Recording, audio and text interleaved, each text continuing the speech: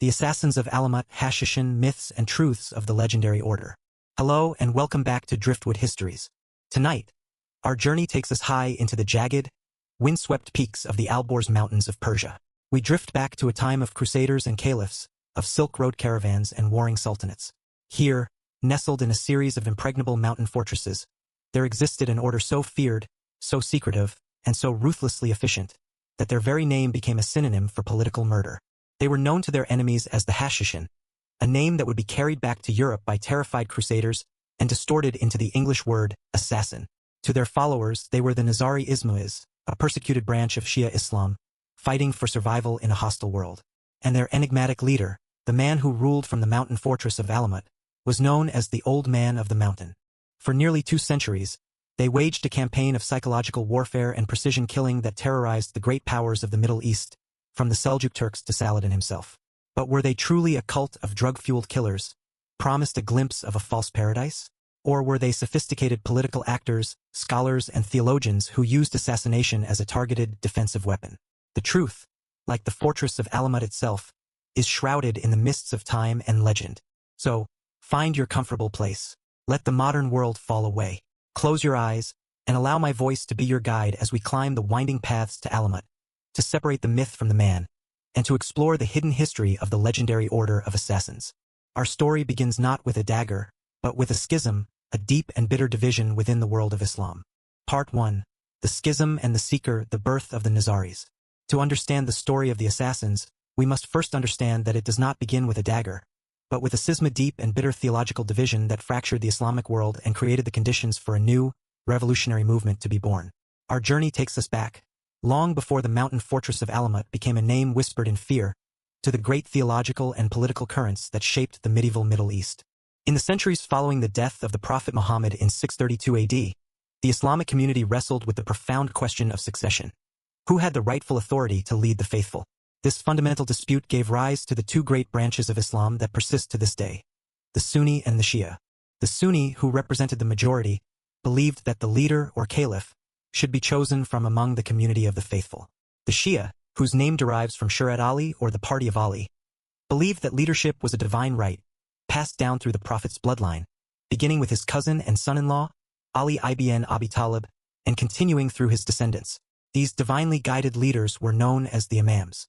Within Shi'ism itself, further divisions occurred over the line of succession of these Imams. One of the most significant of these branches was Ismailism, which followed a line of Imams descended from Ismail ibn Jafar, the 7th Imam. The Ismailis were a dynamic and intellectually sophisticated group. They developed a complex theology that blended Islamic scripture with Neoplatonic philosophy and esoteric interpretation, known as Ta'wil. They believed that the Quran had both an outer, literal meaning, zahir, and an inner, secret meaning, batin, which could only be understood through the guidance of the Imam. By the 10th century, the Ismailis had become a powerful revolutionary force. Their secret network of missionaries, or Da'wah Makranes, spread their teachings across the Islamic world, from North Africa to Persia and Central Asia. Their efforts culminated in the establishment of the Fatimid Caliphate in 909 AD. Based in Cairo, the Fatimid Caliphate grew into a vast and powerful Shia empire, a rival to the Sunni Abbasid Caliphate in Baghdad. The Fatimid Caliph was not just a political ruler. He was the Ismaili Imam, the living spiritual leader of the global Ismaili community. But in the late 11th century, this powerful empire was thrown into a crisis of succession that would change the course of Ismaili history forever. In the year 1094, the long-reigning and widely respected Fatimid Caliph Imam, Al-Mustansir Billah, died. For years, he had publicly designated his eldest son, Nizar, as his heir. Nizar was a mature, capable man, widely expected to become the next Imam. However, the powerful vizier or chief minister of the court, a man named Al-Afdal Shahanshah, had other plans. He staged a palace coup. He placed Nizar's much younger, more pliable half-brother, who was also his own brother-in-law, on the throne. This younger brother became the Caliph al-Mustali. Nizar, the rightful heir, rose up in rebellion from Alexandria, but his forces were defeated. He was captured, imprisoned, and, according to most accounts, executed by being walled up alive. This event caused a deep and bitter schism within the global Ismaili community. Those who accepted the new caliph in Cairo, mostly within the Fatimid Empire itself, became known as the Mustali Ismailis. But those who remained loyal to the deposed and martyred heir, Nizar, and believed that the true, divine imamate now passed secretly through his line, became known as the Nizari Ismailis. They were now a persecuted, scattered minority. They were branded as dangerous heretics by the Sunni Seljuk Empire, the dominant military power in Persia and the Middle East. They were also bitter enemies of the rival Fatimid Caliphate in Cairo, which now viewed them as illegitimate usurpers. The Nizaris were a people without a state, a flock whose true imam was now hidden from the world, a community under siege from all sides. It was into this world of intense religious persecution and political turmoil that our central figure emerges. His name was Hassan I Sabah. Hassan was born around the year 1050 in the city of Qom, in Persia, a center of Shia scholarship. He was the son of a family of 12 Shiraz, the majority branch of Shi'ism. From a young age, he was a brilliant and intensely devout scholar. He received a rigorous education in theology, philosophy, astronomy, geometry, and mathematics. In his autobiography, of which only fragments survive, he describes a deep spiritual crisis in his youth, a searching for a truth that could satisfy both his heart and his intellect. As a young man, he encountered the teachings of the Ismailis through their traveling missionaries. He was initially skeptical, but their complex philosophy and system of esoteric interpretation appealed to his powerful mind. After a long period of study and debate, he formally converted to the Ismaili faith. His intellect and fervent devotion were so apparent that he quickly rose through the ranks of the Persian Ismaili mission, or Dawa. In 1078, he was advised to travel to the heart of the Fatimid Empire, Cairo, to continue his studies at the very source of Ismaili knowledge. He spent approximately 3 years in Egypt, immersing himself in the teachings of the Fatimid court. It was during this time that he became a staunch supporter of the designated heir, Nizar. When the palace coup of 1094 occurred, Hassan's position became untenable. As a prominent supporter of the losing side, he was imprisoned and then forced to flee Egypt. He was now a wanted man, a leader of a heretical sect with powerful enemies on all sides. Hassan I Sabah was not a military commander by training, but he was a master strategist, a brilliant organizer, and an astute judge of human character. He knew that his scattered and persecuted Nizari community could not survive by conventional means. They could not raise an army to challenge the might of the great Seljuk Turkic Empire. They needed a different kind of power. They needed a sanctuary, a secure and defensible base of operations from which they could safely spread their doctrine and defend their people from annihilation. For years, Hassan traveled secretly and tirelessly throughout Persia, a tireless missionary, gathering followers, building a network of trust, and searching for the perfect location for his headquarters. He surveyed castles and fortresses, assessing their strategic value, their water supplies, their defensibility. He was patient. He was meticulous.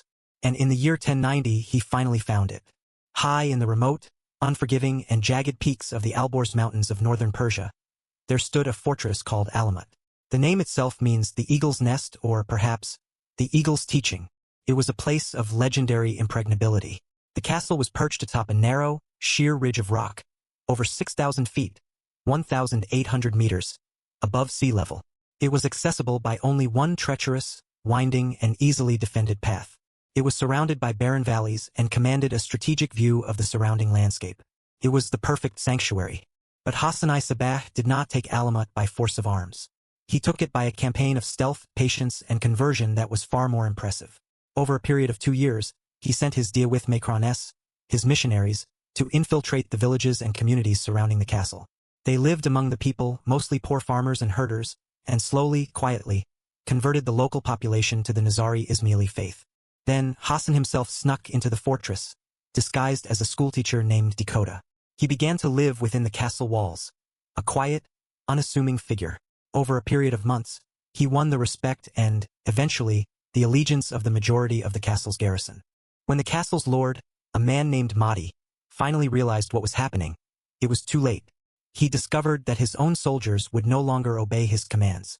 They answered to the quiet schoolteacher. He was a prisoner in his own fortress. Hassan, in a characteristic display of magnanimity and confidence, allowed the lord to leave peacefully. He then gave him a written draft for 3,000 gold dinars in payment for the castle, drawn on the account of a wealthy supporter. It was a perfectly executed, bloodless coup. The eagle's nest now belonged to the Nizaris. From this high, cold, and impregnable fortress, Hassan I Sabah would establish the headquarters of the independent Nizari Ismaili state. For the remaining 35 years of his life, it is said that he never again descended from the mountain. He lived an incredibly austere and scholarly existence. He spent his days in prayer, study, writing, and the meticulous administration of his growing network of fortresses and followers. He famously had his own wife and children sent to a nearby village to live, so that no one in the fortress would have the comfort of family life that was denied to the ordinary garrison. He even had one of his own sons executed for a minor infraction, to demonstrate that the law applied to all without exception.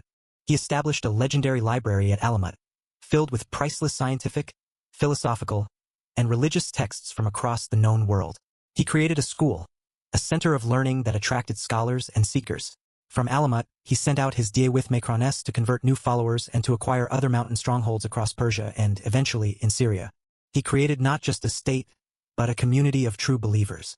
His most devoted followers were known as the Fidai, an Arabic word that means one who is willing to sacrifice, or one who redeems. These were not just soldiers.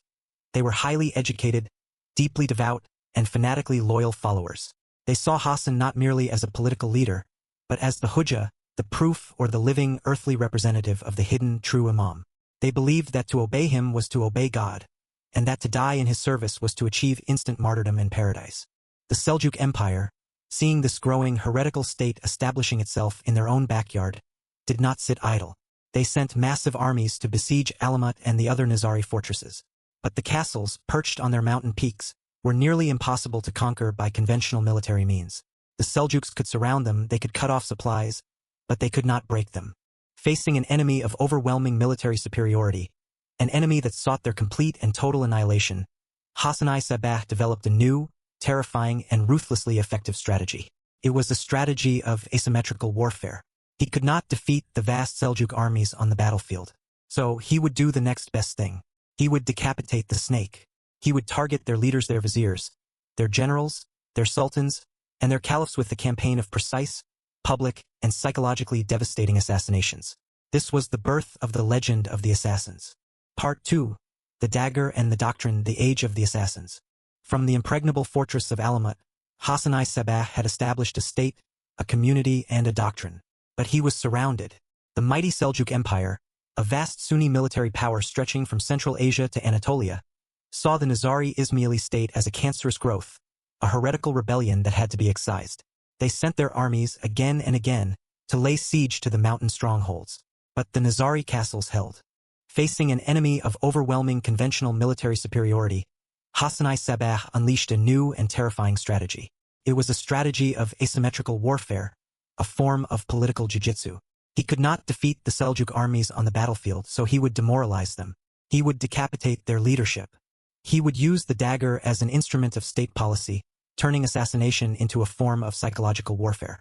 The first major target was a man of immense power, Nizam al-Mulk. He was the Grand Vizier of the Seljuk Empire, a brilliant and effective statesman who had, for decades, been the true power behind the throne. He was also a staunch Sunni Orthodox and a bitter, implacable enemy of the Ismailis, whom he had denounced in his famous book of government. He was the architect of the military campaigns designed to destroy them. He was, in the eyes of Hassan-I Sabbah, the head of the snake. In October of 1092, as Nizam al-Mulk was being carried on his royal litter from his court to the tent of his harem, a man dressed as a Sufi mystic, a wandering holy man, approached him. He held out a petition, as if seeking the vizier's aid. As the powerful Nizam al-Mulk, surrounded by his guards, reached for the paper, the mystic lunged forward. From beneath his robes, he pulled a dagger and plunged it deep into the vizier's chest. The assassin was immediately cut down by the vizier's guards, but his mission was complete. The most powerful man in the Seljuk Empire was dead. The assassin was a Fidai, a self-sacrificer, sent from Alamut. The act was a stunning declaration of war, a message sent to every corner of the Islamic world. It said, "You can send armies against our mountain castles, but you are not safe. Not in your palaces, not in your mosques, not even surrounded by your bodyguards. We can reach you anywhere." A few weeks later, the Seljuk Sultan Malik Shah I also died, possibly from poison, an act also attributed by some to the Nizaris. The Seljuk Empire was plunged into a succession crisis, with rival sons fighting for the throne. The military pressure on Alamut was, for a time, relieved. Hassan's strategy had worked with terrifying efficiency. This became the hallmark of the Nizari strategy for the next century and a half. Their assassinations were not covert poisonings or quiet disappearances in the night. They were, more often than not, public spectacles, designed for maximum psychological impact. The Fidai were trained to carry out their missions in the most crowded and public of places, sit in the great mosques during Friday prayers, in bustling marketplaces, in the very heart of royal courts. Their weapon of choice was the dagger. It was a personal, intimate weapon, one that required the assassin to get terrifyingly close to their powerful and heavily guarded victims. This choice was both practical and symbolic. It demonstrated the skill, the courage, and the absolute fearlessness of the Fidei. And, most chillingly, the Fidei almost never tried to escape. After striking down their target, they would often stand their ground, calmly waiting to be killed by the victim's guards. They accepted their own death as a necessary and glorious part of their sacred mission. They were true self-sacrificers, martyrs for their faith. This made them seem not like mere killers, but like an unstoppable, almost supernatural force. The fear they inspired was immense. Sultans and princes began to double their bodyguards, to wear chainmail beneath their silken robes, and to look at every stranger, every petitioner, every new face in their court with a deep and gnawing suspicion. The Fidei were not mindless fanatics. They were intelligent, disciplined, and often highly educated individuals who had been carefully selected for their piety, their courage, and their skill. They were masters of disguise and infiltration. A Fidei might spend months, even years, living in an enemy city, learning the local dialect, and adopting a new identity. They would pose as soldiers, as merchants, as servants, or as holy men, patiently working their way into a position of trust, waiting for the perfect moment to strike. They were, in essence, the world's first deep-cover intelligence agents, combining the tradecraft of a spy with the fanatical devotion of a monk. The legend of the assassins grew, and it was carried westward by the Crusaders and by travelers like the Venetian merchant, Marco Polo. And it is in these Western accounts, filtered through the lens of fear, misunderstanding, and outright hostility, that the myth began to diverge wildly from the historical reality.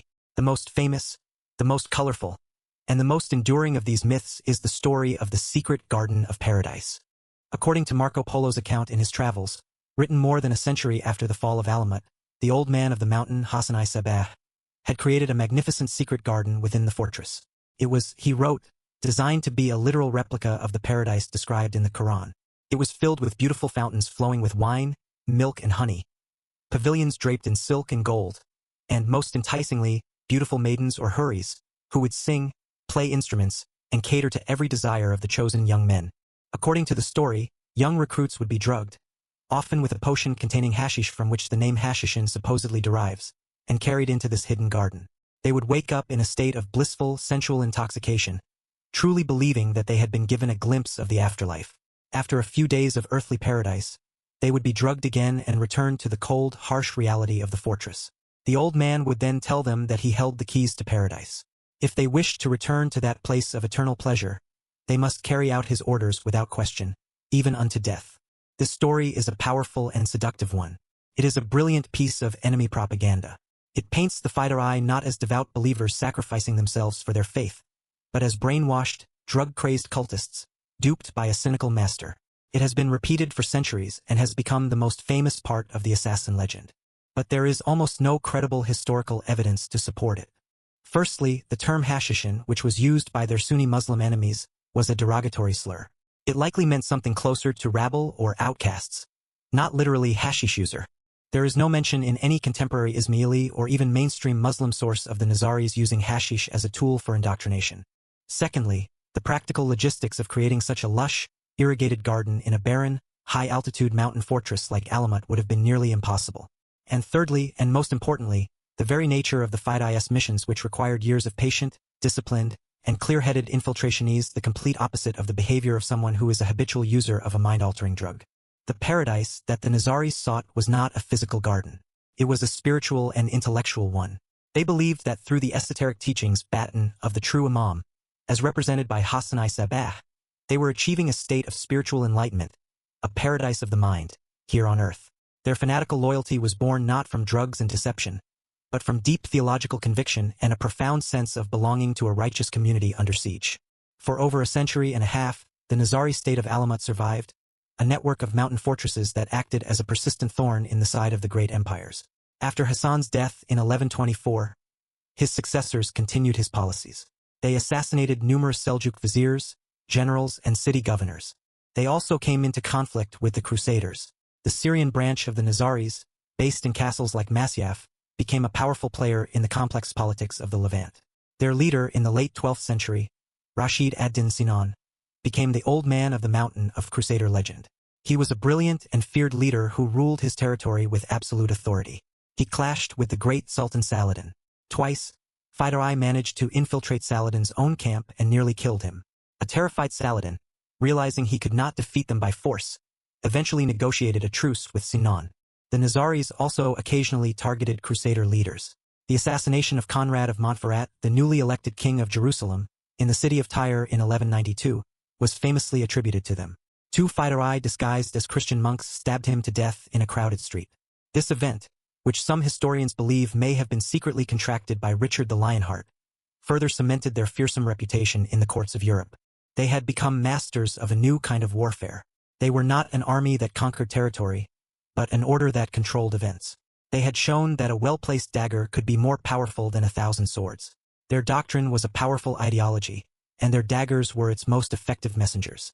But a new, and far more brutal, storm was gathering in the east. A force so vast and so merciless that even the impregnable walls of Alamut and the fanatical devotion of the Fighter Eye would not be enough to stop it. The Mongols were coming. Part 3. The Mongol Storm and the Enduring Myth. For over a century and a half, the Nizari Ismaili state had survived and even thrived from its network of impregnable mountain fortresses.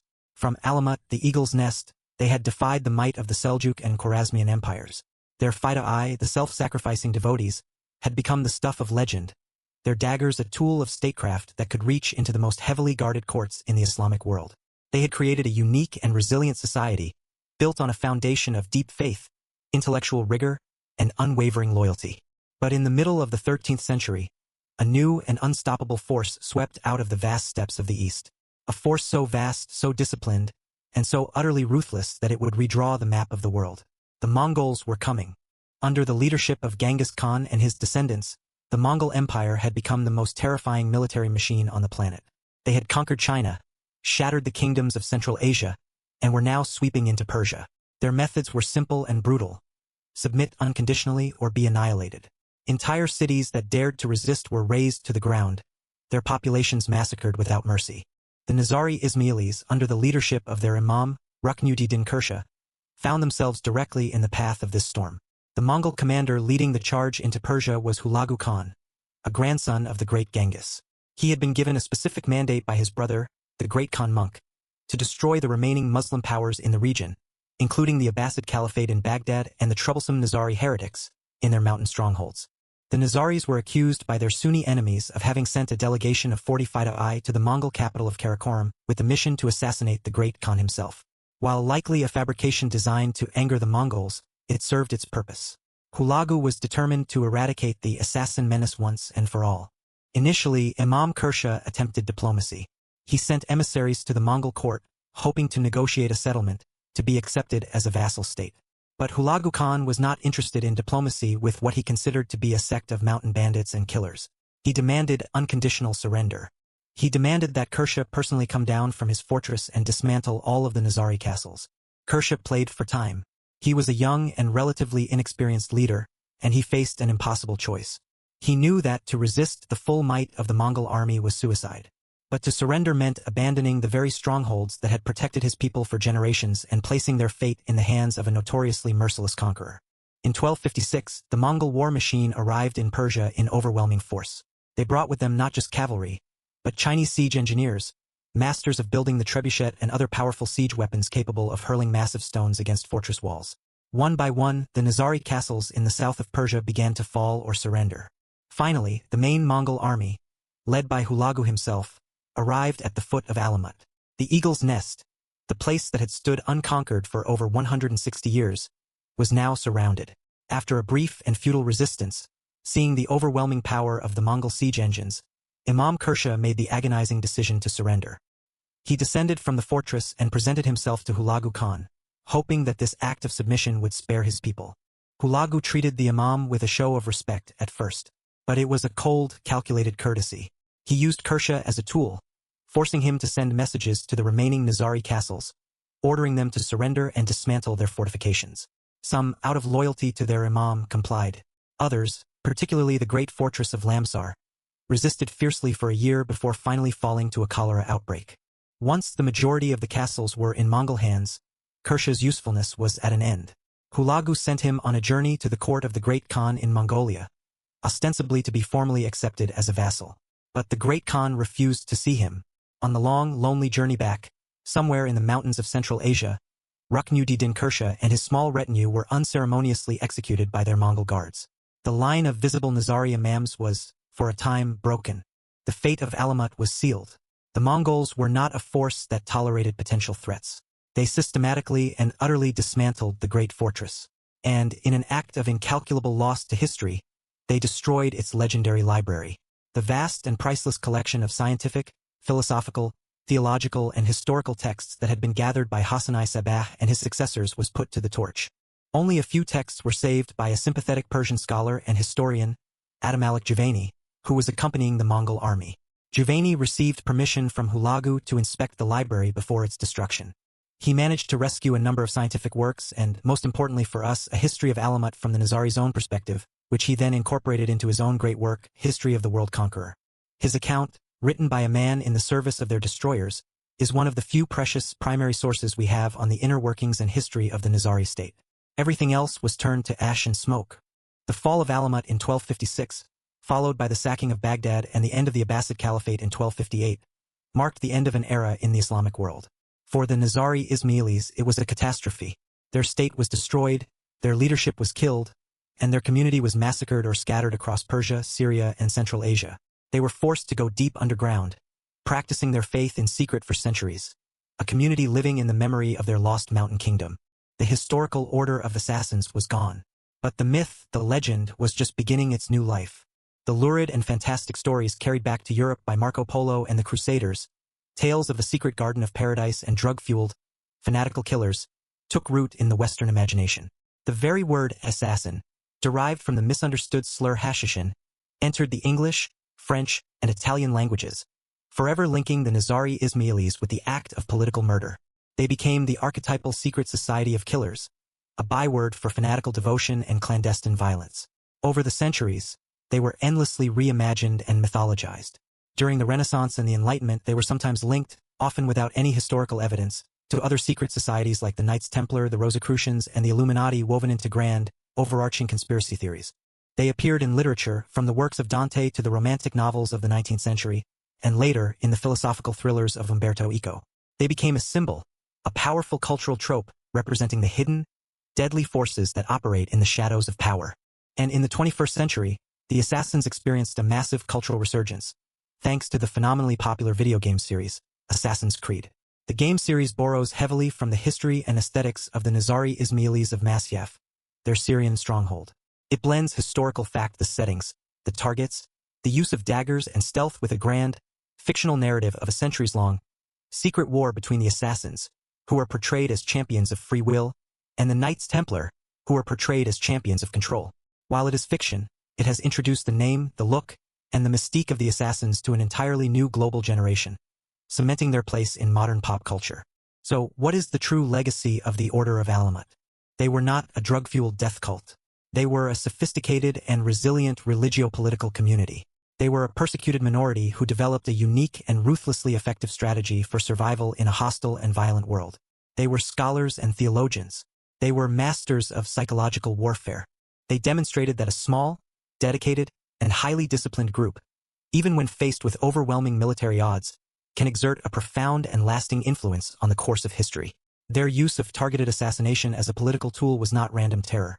It was a calculated, and for a time successful form of asymmetrical warfare, designed to destabilize their much larger and more powerful enemies.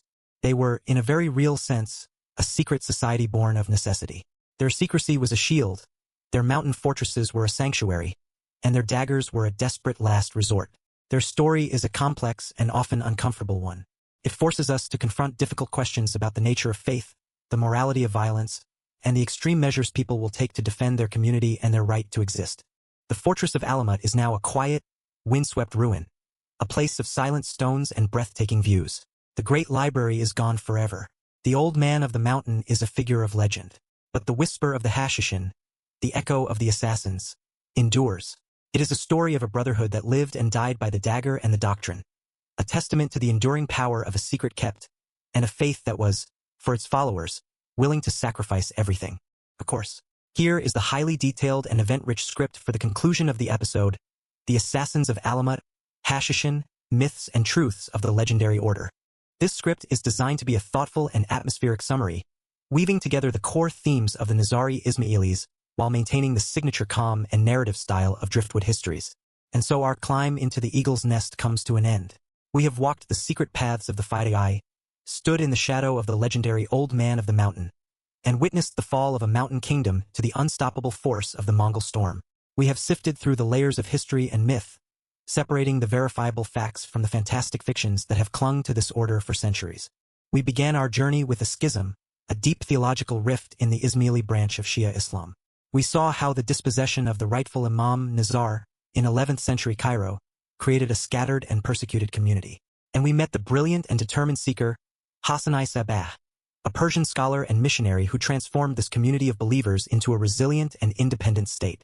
We witnessed his masterful and bloodless capture of the fortress of Alamut in 1090, turning an impregnable mountain perch into the nerve center of a new kind of power.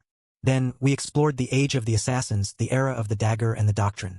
We saw how, facing the overwhelming military might of the Seljuk Empire, Hashshashin Sabah developed a terrifyingly effective strategy of asymmetrical warfare. We learned that the Fidei, his self-sacrificing devotees, were not drug-crazed fanatics, but highly intelligent and disciplined agents. We saw how they carried out precise public assassinations of key enemy leaders, like the Great Vizier Nizam al-Mulk, using these acts not as random terror, but as a form of psychological warfare designed to destabilize their enemies from within. We also confronted the most enduring myth of all, the secret Garden of Paradise. We found that this colorful story, popularized by Marco Polo, of hashish, beautiful maidens, and a false heaven used to brainwash young killers, has no basis in contemporary historical sources. It was likely a piece of enemy propaganda, a way to dehumanize and discredit a feared and misunderstood group. The true paradise of the Nizaris was an intellectual and spiritual one, found in their esoteric doctrines and their devotion to the Imam. Finally, we witnessed the tragic and brutal end of the Nizari state in the face of the Mongol storm. We saw how Hulagu Khan, on his mission of conquest, systematically destroyed the Nizari fortresses, including the Great Alamut in 1256. We lamented the burning of their legendary library, an act that erased so much of their true history and left a vacuum to be filled by the legends of their enemies. And we saw how the fall of the historical order gave rise to the enduring myth of the assassins, a myth that has echoed through Western culture for centuries, from the writings of the Crusaders to the modern digital world of video games like Assassin's Creed. So, what is the true legacy of the Order of Alamut? They were not a simple death cult, nor a band of drug-fueled killers. They were a sophisticated and resilient religio-political community, a persecuted minority who developed a unique and effective strategy for survival in a hostile and violent world.